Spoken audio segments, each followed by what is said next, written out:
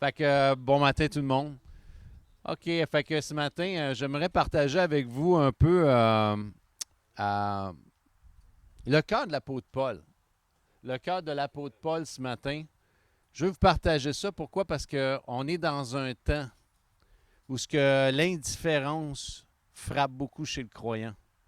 L'indifférence frappe chez le chrétien d'une façon incroyable. On devient indifférent à des jeunes, justement, peut-être qu'ils souffrent, qui sont là, des enfants de Dieu même qui souffrent présentement, qui sont pris chez eux.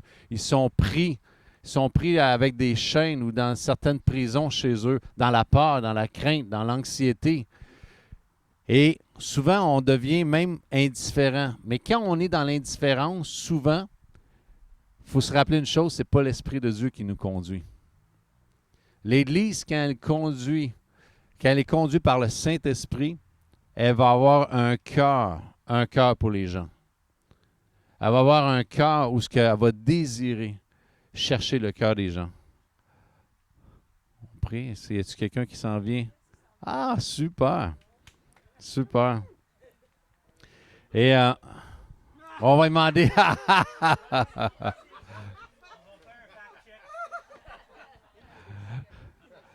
Et j'aimerais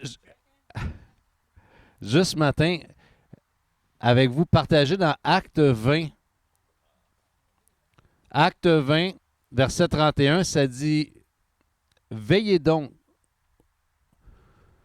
vous souvenant que durant 3 années, je n'ai cessé, nuit et jour, de vous d'exhorter avec larmes chacun de vous. » Avec larmes chacun de vous. C'est que dans la Bible, on voit à peu près, surtout dans le Nouveau Testament, à peu près il y a une centaine de versets qui parlent de prévenir les gens, de prévenir les frères, de prévenir. Et même quand on pense, on va plus loin que ça. Et Dieu nous mandate pour prévenir nos frères, nos sœurs, de s'exhorter, d'exhorter nos frères, nos sœurs, mais ça ne sera pas sans larmes. Ça ne sera pas sans larmes. Moi, mon cœur est vraiment bouleversé c'est ainsi quand je vois mes frères et sœurs de perdre de vue le royaume de Dieu. Et mon cœur, c'est de prier pour eux, les bénir. Et non de juger, de prier et de bénir et d'encourager, d'exhorter le plus possible. Pourquoi? Parce que ensemble, plus qu'on est ensemble, plus qu'il y a d'impact. Dieu, oui, Dieu, il ne se limite pas à la quantité, mais il reste quand même, c'est nos frères et sœurs, nos compagnons d'armes, qu'on peut dire. Et c'est important de les encourager. Et c'est pour ça que, quand on voit ici l'apôtre Paul, il dit, il n'a pas resté indifférent. Il n'a pas resté indifférent à ça. Puis il ne cessait. C'était dans la prière, avec les larmes, qu'il dit, hey, je ne cesse de vous encourager, de vous exhorter. Hey, marchez avec le Seigneur. Suivez le Seigneur. Détournez-vous de vos voies. Les voies du mal, détournez-vous de ça et tournez-vous vers moi. Pourquoi? Parce que je suis le chemin, la vérité et la vie. Tu ne peux pas trouver autre vie en dehors de Dieu. Et c'est pour ça que quand on se rappelle une chose, c'est que moi, je pense juste à Moïse.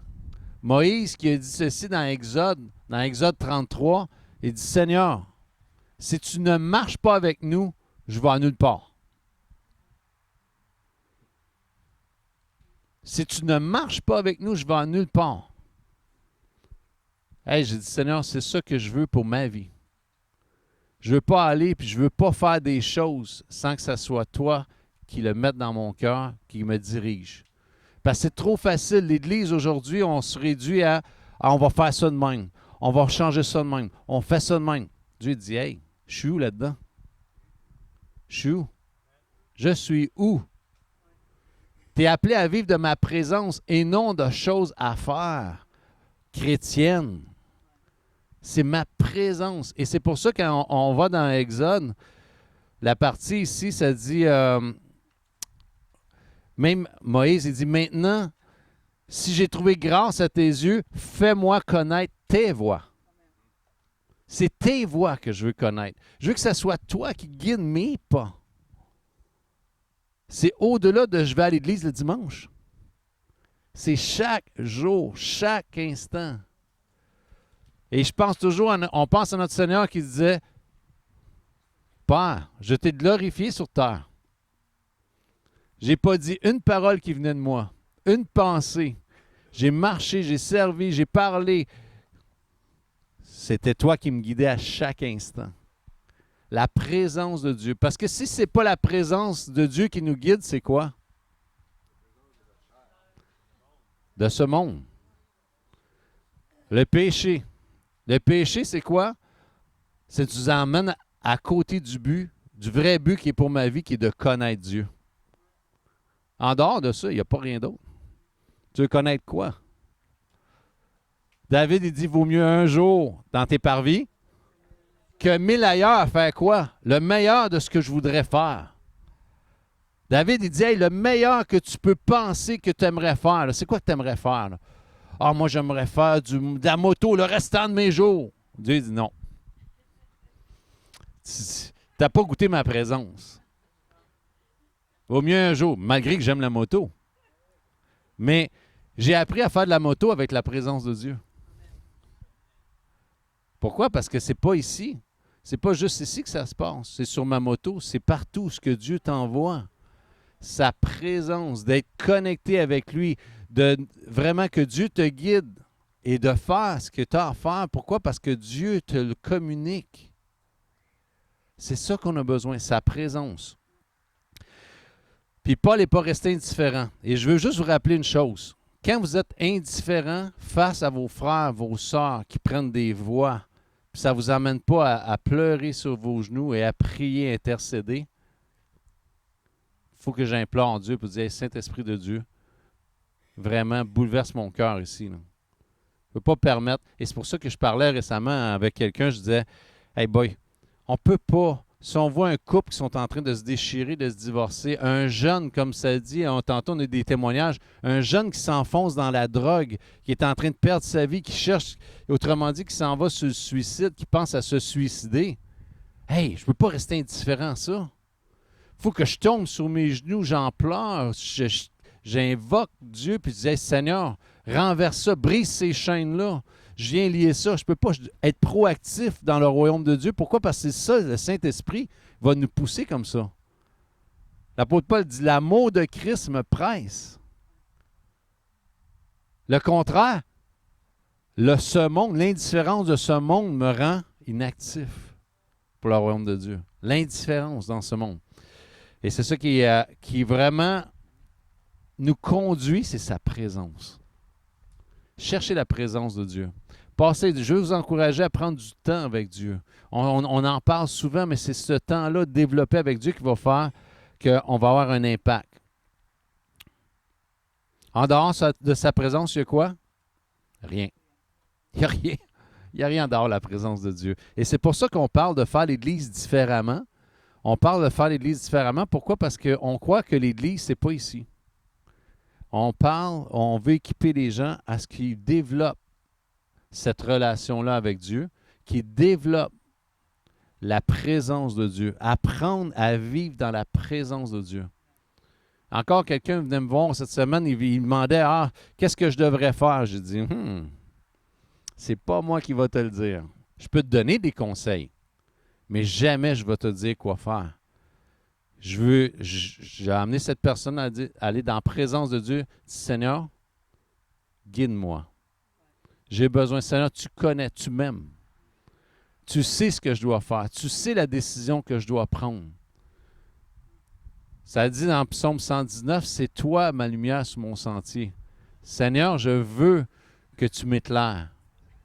Je commence à prier les psaumes. Prier la parole de Dieu. On parlait tantôt de l'impact, des promesses. C'est la parole de Dieu qui change nos vies.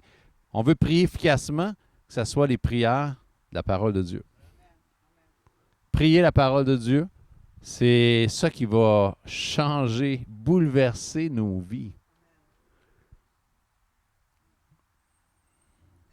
Et c'est pour ça que là, on a commencé des petits groupes maison. Là. Les gens ont commencé un peu. Il y en a différents groupes. Mais ceux qui veulent faire partie, c'est important. Et je veux encourager les gens. Pourquoi? Parce qu'il va venir un temps, peut-être on ne pourra plus se rassembler. Tu sais, vous savez qu'on en reparle, là, vous allez dire, il se répète le bonhomme en avant. Là. Mais ici, quand on parle en Amérique du Nord, là, on est pas mal d'un seul. Tous les autres endroits, là, tu payes de ta vie juste te réunir entre croyants. C'est quoi, 1,5 million de croyants morts pour leur foi. Et je regardais juste pourquoi, parce que par année, puis hier, il y a une vidéo que j'ai postée qui m'a rebouleversé encore. Dieu dit, mes enfants, et là, on voyait d'une arène où ce que les chrétiens étaient tous agenouillés. Ils étaient agenouillés, ils priaient, puis tout le monde regardait, attendait, les lions sont sortis.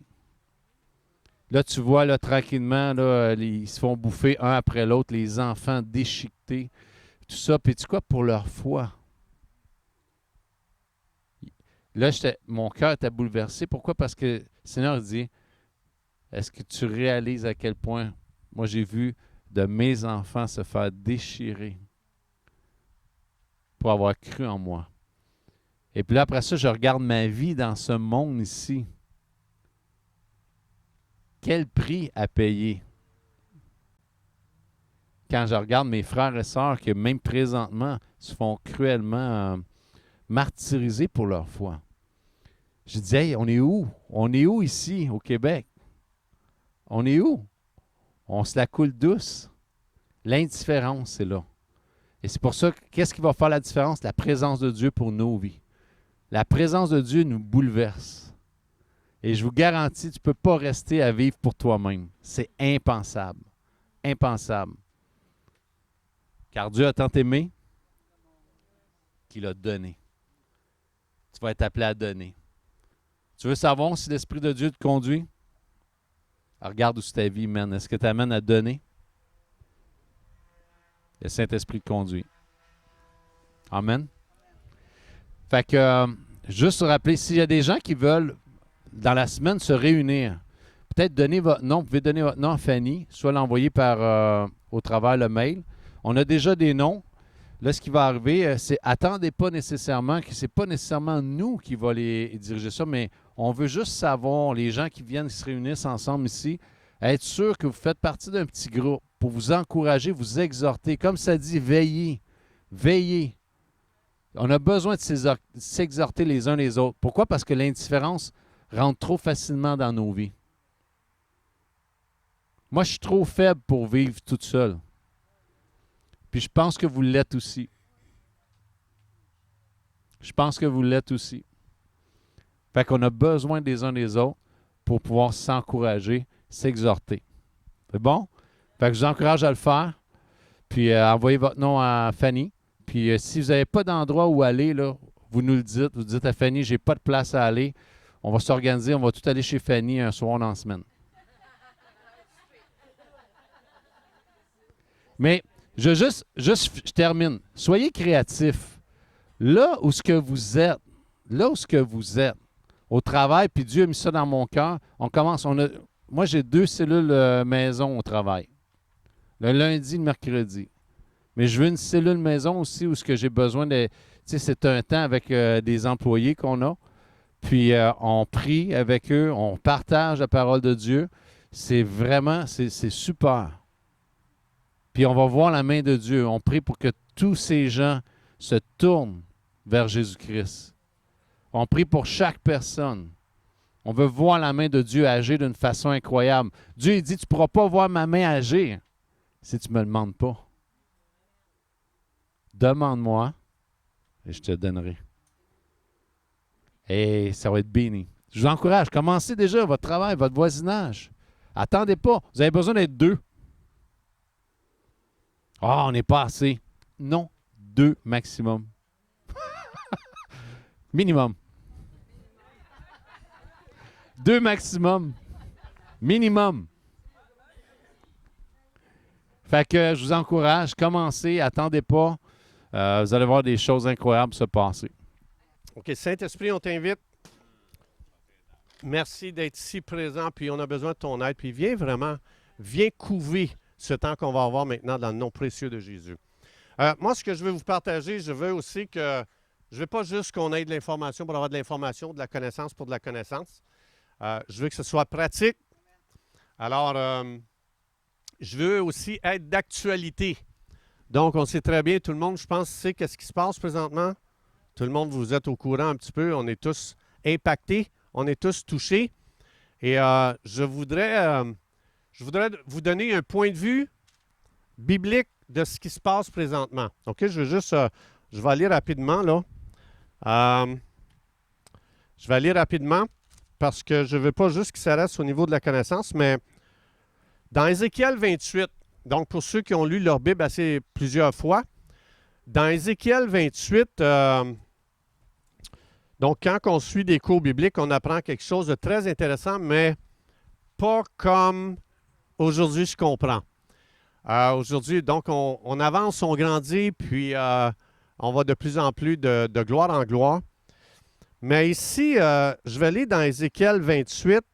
Et puis en passant, si jamais je dis des niaiseries, je vais vous dire, c'est pas moi qui va les dire parce que c'est la Bible à Denis Veilleux. Je vais prendre ses notes à lui. Si jamais il y a quelque chose que vous n'aimez pas, que je dis, vous lapidez lui, OK? C'est sa Bible à lui. Je l'ai prise ce matin. OK, au verset 12.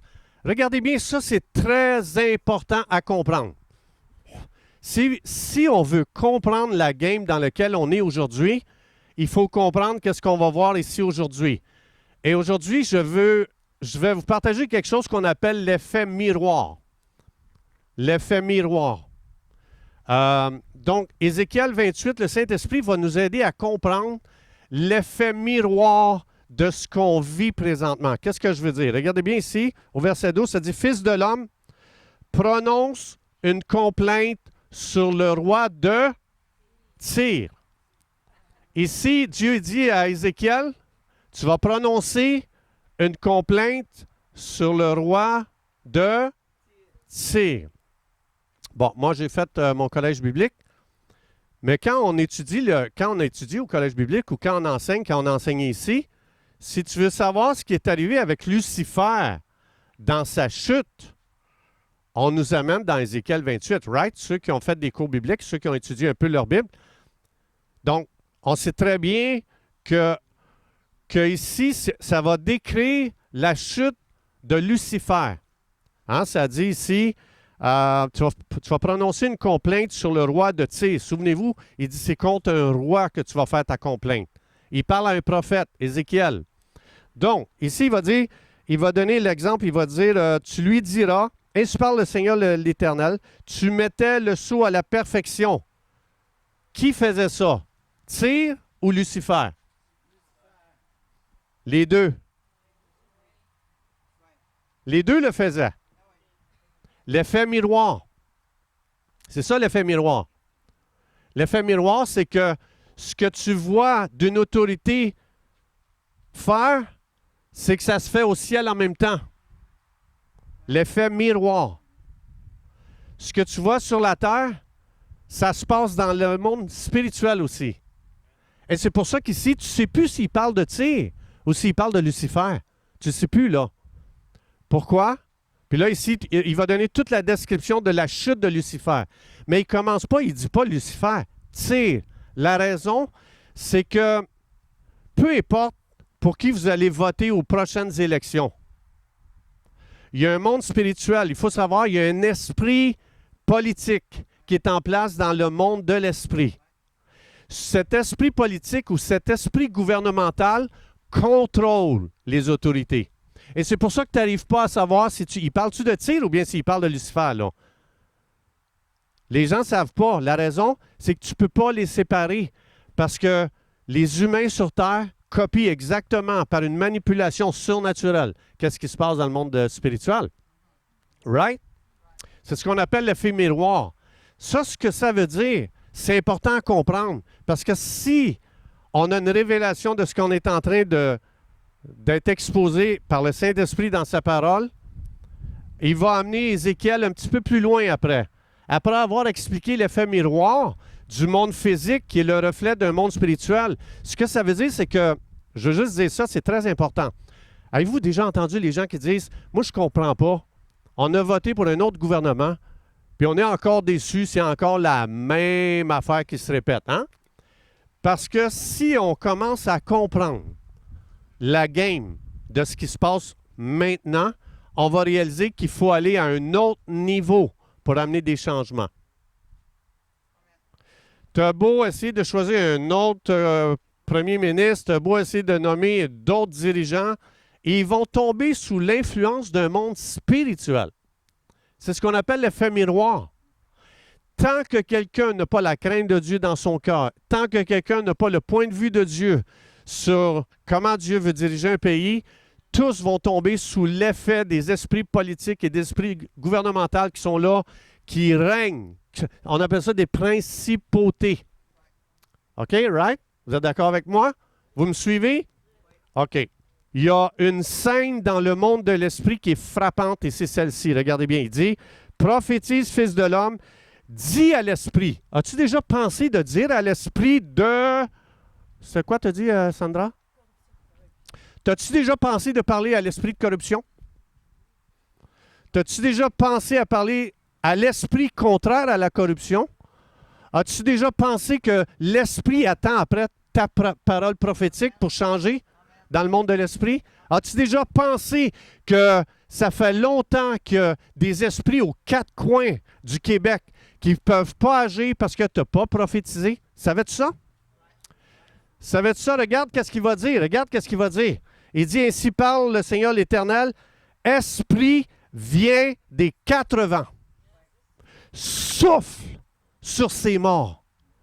Souffle sur le mensonge.